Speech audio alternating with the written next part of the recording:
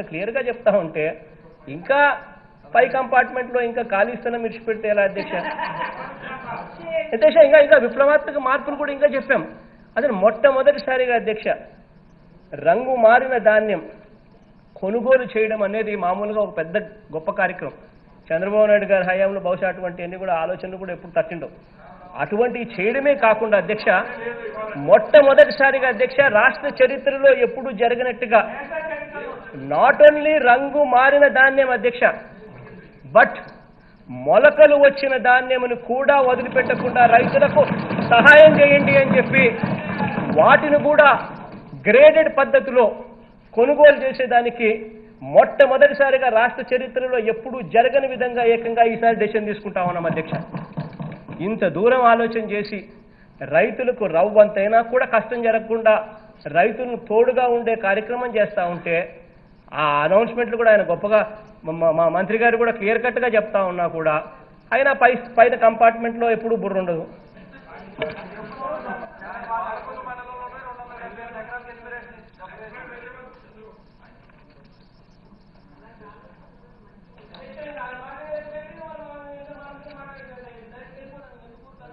అదే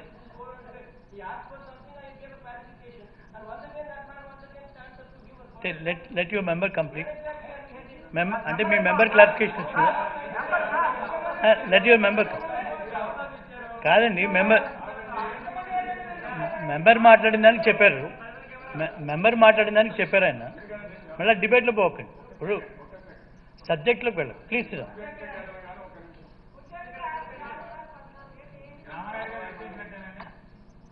స్పీకర్ గారు నాకు అవకాశం ఇచ్చారు, ముఖ్యమంత్రి గారు మిమ్మల్ని సవాల్ చేస్తారు. ఇది సాంప్రదాయం, ఇది సాంప్రదాయమా? ఇది అది కాదు, మెంబర్ అడిగిన డౌట్కి చెప్పారు, అయిపోయింది. మెంబర్ అడిగిన డౌట్కి ఇంటర్ఫియర్ అయ్యారు చెప్పారు. దీన్ని మళ్ళీ డిస్కషన్ కంటిన్యూ చేయడం కదా.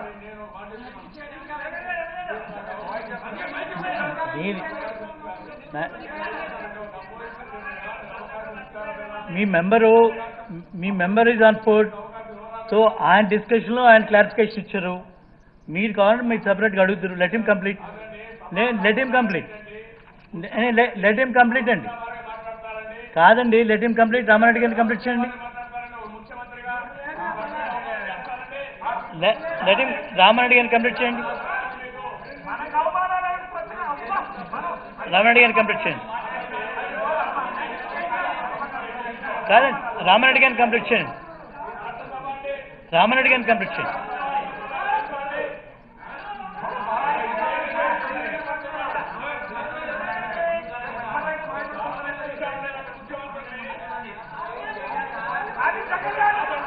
No, please. No, Ramanand can complete change. Please run. Please run. Please run. Please run. Please run. Please run. Please run. Please run. Please run.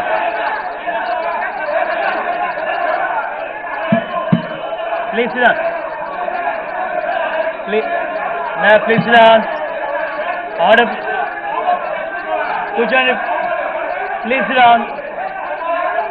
Please run. Please run.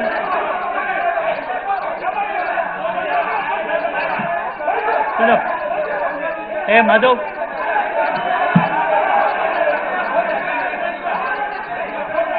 Please run. Security garu.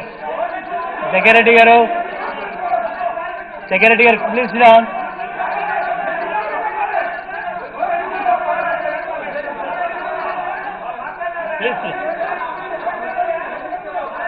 Please sit down. Meer kuch. Please sit down. Please sit down.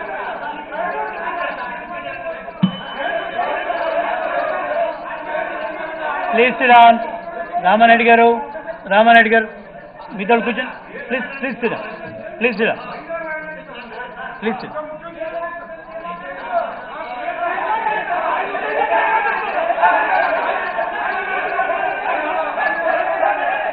Hey Ramesh. Ramesh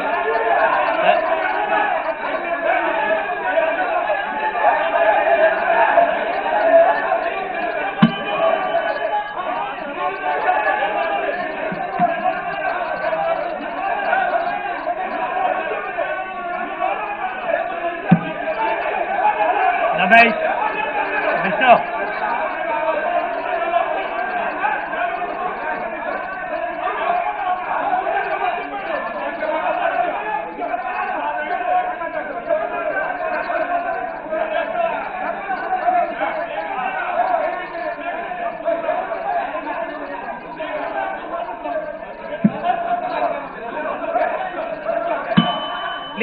please Sriram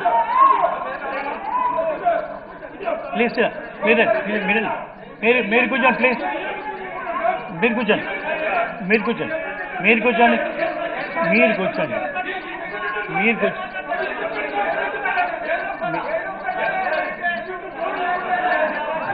please Sriram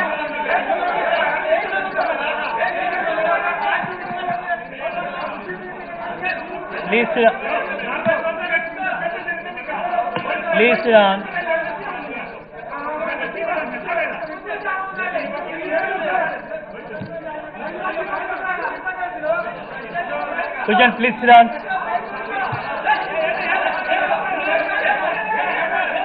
please Sriram no Ramesh please Sriram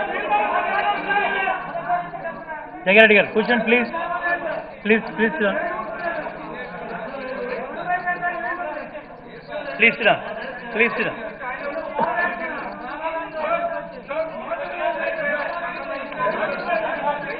please Sriram please go back to your please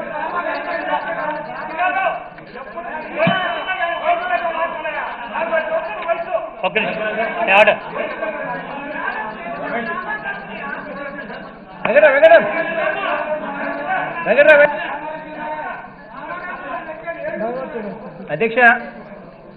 అధ్యక్ష వాళ్ళ పార్టీకి సంబంధించిన వ్యక్తి మాట్లాడుతూ ఉన్నాడు. వాళ్ళ పార్టీకి సంబంధించిన వ్యక్తి లేవనెత్తిన అంశాలలో ప్రభుత్వం తరపున క్లారిఫికేషన్ ఇచ్చింది అధ్యక్ష. ప్రభుత్వం తరపున క్లారిఫికేషన్ ఇచ్చిన తర్వాత మళ్ళీ it goes back to the person who is actually speaking on the other side, that is Palakollu MLA గారు. అని పేరు ఎంత రామానాయుడు గారికి మళ్ళీ రామానాయుడు గారి డిబేట్లోకి మళ్ళీ వెళ్ళిపోతుంది.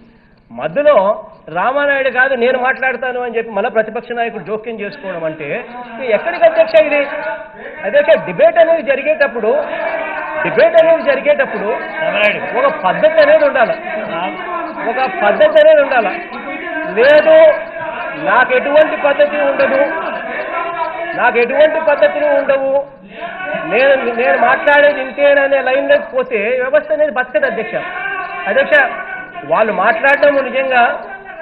మాట్లాడడం ఏదైనా విషయం ఉంటే వాళ్ళది అయిపోయింది అంటే మేము మొదలు పెడతాం అధ్యక్ష. రైతులందరూ కూడా ముఖ్యమంత్రిగా ప్రభుత్వం తరఫు నుంచి ఈ విషయంలో ఏ రకమైన స్టేట్మెంట్ వస్తుంది అని చెప్పి ఎదురు చూస్తూ ఉన్నారు. We should not keep them waiting అధ్యక్ష. వాళ్ళ చేత వాళ్ళ పద్ధతి ప్రకారం వాళ్ళు ఒకవేళ సభను జరగలేకూడదు అని చెప్పి ఏకంగా ప్రజలు కూడా అర్థం చేసుకోవాల్సిన అవసరం ఉంది.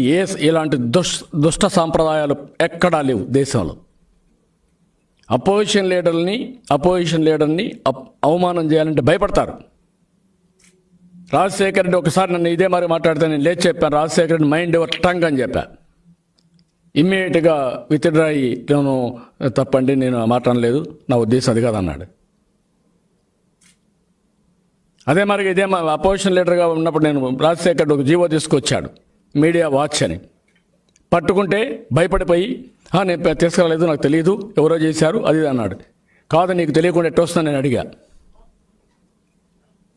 నీకు తెలియకుండా ఎట్ట వస్తుందని అడిగితే నేను అయిపోయింది కదా తప్పించుకొని పారిపోయాడు. అతనికి భయం ఉంది ప్రజలంటే, నీకు భయం లేదు. ఏమనుకుంటున్నారు నాకు అర్థం కాలేదు. ఒక పద్ధతి లేకుండా ప్రజాస్వామ్యం చేయడం మంచిది కాదు. హెచ్చరిస్తున్నా, గట్టిగా చెప్తున్నా. వాళ్ళ ఎమ్మెల్యేలు కూడా హిస్టరిక్గా తయారైతే మాత్రం మంచిది కాదు వాళ్ళకు కూడా. ఈరోజు మావాడు శారీరకంగా ఇబ్బంది పడవచ్చు, మానసికంగా ఇబ్బంది పడవచ్చు, లేకపోతే అన్ని విధాలు ఆర్థికంగా మీరు దెబ్బతీయచ్చు. కానీ మళ్ళా మీకు ఆ రోజులు వస్తాయి. అది మంచిది కాదు ప్రజాస్వామ్యంలో. ప్రజాస్వామ్యంలో రాజకీయం ప్రజల కోసం చేసే రాజకీయం, కానీ కక్ష, విధ్వంసం ఇది రాజకీయం కాదు. మొన్న మాట్లాడుతూ ఉంటే విశాఖపట్నంలో మా వాళ్ళంటే నాకు చాలా బాధ, ఆవేదన, గుండె తరక్కపోయే పరిస్థితి వచ్చింది. ఫ్రైడే సాయంత్రం వస్తే గుండె చేతుల్లో పెట్టుకొని బతుకుతున్నాం సార్ మేము. ఈరోజు ఎవరిని అరెస్ట్ చేస్తారని, ఏ ప్రిన్సెస్తో కొట్టేస్తారని. అంటే ఆ విధంగా బతకాలని ఈ రాష్ట్రంలో నేను అడుగుతున్నా.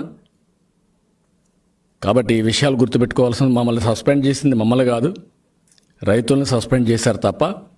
రైతు సమస్యలపైన పోరాడుతుంటే సస్పెండ్ చేశారు. ఈ అవమానాలు మాకు కాదు, రైతులకు చేసే అవమానాలు. ఈరోజు మొత్తం కూడా మీరు చూస్తే కేశవ్ అడిగాడు. ఏమడిగాడండి? మీరు చెప్తున్న డబ్బులు కట్టారా లేదా అని అడిగాడు. ఏం చెప్పారంటే మీరు? కట్టామంటారా?